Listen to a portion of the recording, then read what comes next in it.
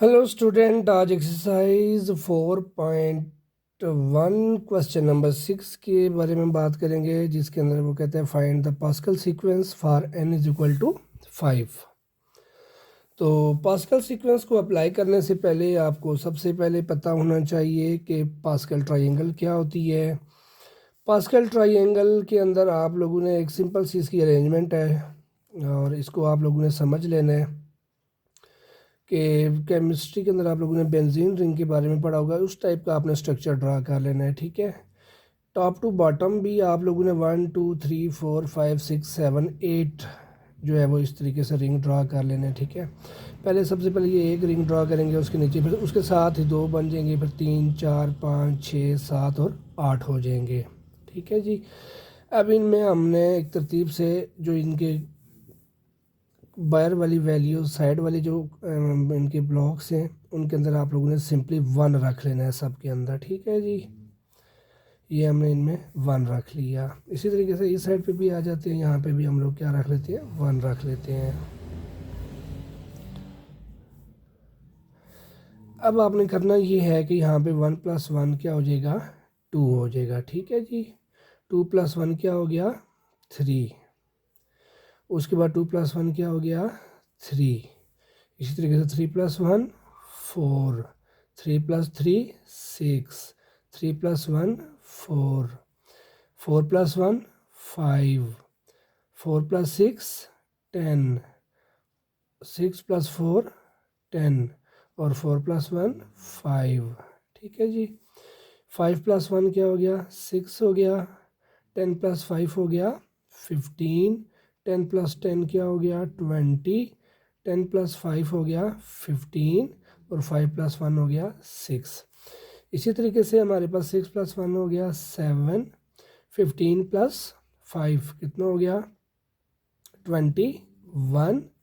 इसी तरीके से 20 + 15 35 और ये भी हमारे पास क्या हो जाएगा, 35 हो जाएगा। 20 + 15 और 15 + 1 क्या हो जाएगा, 16 और 1 + 1 क्या हो जाएगा, 2 हो जाएगा। ठीक है जी, तो ये आपके पास है सिंपल सी अरेंजमेंट पास्कल ट्रायंगल की। अब क्वेश्चन नंबर 6 के अंदर जैसा कि उसने पूछा है कि जी पास्कल सीक्वेंस आपने अप्लाई करना है और आपके पास n की वैल्यू दी हुई है 5।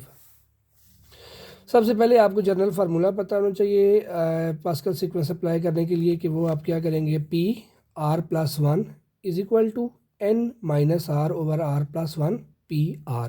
ठीक है जी, अब यहाँ पे अगर हम इस क्वेश्चन नंबर 6 के फर्स्ट पार्ट की बात करें तो यहाँ पे हमारे पास n की वैल्यू दी हुई है 5। ठीक है, r की वैल्यू आप लोगों ने 0 1 2 3 पुट कर लेनी है एंड सो ऑन।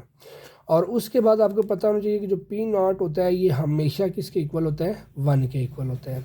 सबसे पहली टर्म के ऊपर हम लोग आ जाते हैं कि जब हमारे पास r की वैल्यू होगी 0 तो उस टाइम फिर क्या होगा। अब ये देखें, आपके पास PR+1 था तो इस r की जगह पे आप लोगों ने क्या पुट कर देना है, 0 पुट कर देना है। तो 0 + 1 इज इक्वल टू n की वैल्यू हमारे पास क्वेश्चन में गिवन है 5 माइनस r की वैल्यू हमने पहले 0 रखी है डिवाइडेड बाय r की जगह पे 0 + 1 और P0। अब P1 0 + 1 इज इक्वल टू 1। अब ये 5 - 0 एज इट इज़ 5 आ जाएगा, नीचे 1 आ जाएगा और P0 की वैल्यू अंडरस्टूड हमें पता है कि जी वो 1 के इक्वल है, तो हमने क्या रख लेनी है, 1 रख लेनी है। तो 5 1 ज़ा 5, तो इसका मतलब ये हुआ P1 हमारे पास आ गया 5। अब इसी तरीके से r की वैल्यू 0 आपने सॉल्व कर लिया। अब आपने r की 1 वैल्यू जो है वो पुट कर लेनी है इस फार्मूले के अंदर, जो जनरल फार्मूला हमारे पास है पास्कल सीक्वेंस का। अब पहले हमने 0 पुट किया था r की वैल्यू, तो अब हम पुट कर रहे हैं यहाँ पे 1। तो अब P1 + 1, ठीक है जी, इज इक्वल टू n की वैल्यू आपने 5 रखनी है, r की वैल्यू अब आप 1 रख रहे हैं, तो 5 - 1/1 + 1 ठीक हो गया है। और अब यहाँ पे भी जो है वो पहले आपके पास PR था ना, r की जगह पे आपने 0 रखा था, अब आप लोगों ने रख लेना है 1। इसी तरीके से फर्दर 2 3 4 और आपने इसको वहाँ तक सॉल्व करना है जहाँ तक आपके पास 1 आ जाए। जैसे ही 1 आ जाएगा उसके बाद आप जब इसको आंसर फर्दर सॉल्व करते जाएंगे तो आपके पास 0 आते जाएंगे। तो जैसे ही आपका आंसर 1 आएगा आपने वहाँ पे इस क्वेश्चन को सॉल्व करना स्टॉप कर देना है। अब ये हमारे पास जब हम सॉल्व करेंगे r की जब वैल्यू 1 थी तो ये हमारे पास आ जाएगा 5 - 1 आ गया 4 डिवाइडेड बाई 1 + 1 हो गया 2, और P1 की वैल्यू हमने जो फर्स्ट हमने कैलकुलेट कर ली थी वो एज़ इट इज़ आप लोगों ने रख लेनी है। सो 5 4 ज़ा 20 बाई 2, तो 2 1 ज़ा 2, 2 5 ज़ा 10। इसी तरीके से अब R2 के लिए हमारे पास P 2 + 1 हो जाएगा 5 एज़ इट इज़, हमने n की वैल्यू पुट कर ली, उसके बाद -2 कर दिया और 2 + 1, और यहाँ पे हमारे पास जो वैल्यू पीछे यहाँ पे बनी हुई थी P1 की, अब वहाँ पे हमने क्या वैल्यू पुट करनी है P2 की। तो P2 की वैल्यू आपने यहाँ पे रख दी है 10। जब हम इसको कैलकुलेट करेंगे तो ये आपके पास क्या आ जाएगा, P3 की वैल्यू आपके पास 10 आ जाएगी।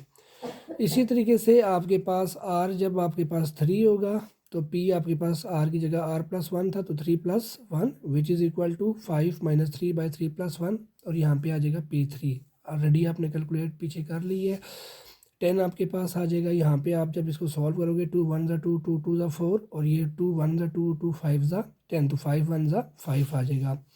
इसी तरीके से 4 आपके पास जब R की वैल्यू होगी तो P 4 + 1 हो जाएगा which is equal to 5 - 4 by 4 + 1, और यहाँ पे आ जाएगा P4।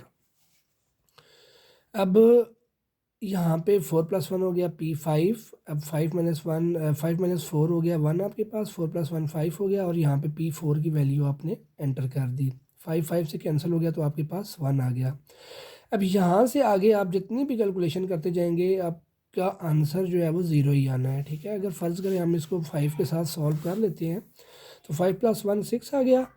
अब आप देखिए 5 - 5, n की वैल्यू 5 थी और r की वैल्यू हमारे पास 5 थी, तो 5 - 5 ये ज़ीरो हो जाएगा। तो ये टोटल वैल्यू हमारे पास जो इसका आंसर है वो ज़ीरो हो जाएगा। इसके बाद आप फर्दर जितनी भी कैलकुलेशन करेंगे तो सबका आंसर जो है वो आपका ज़ीरो ही आएगा।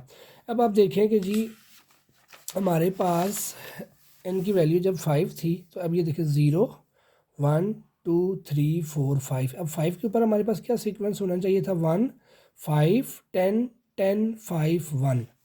एज़ इट इज़ देखेंगे आप लोग कि सबसे पहले हमारे पास वैल्यू थी 1, ठीक है जी।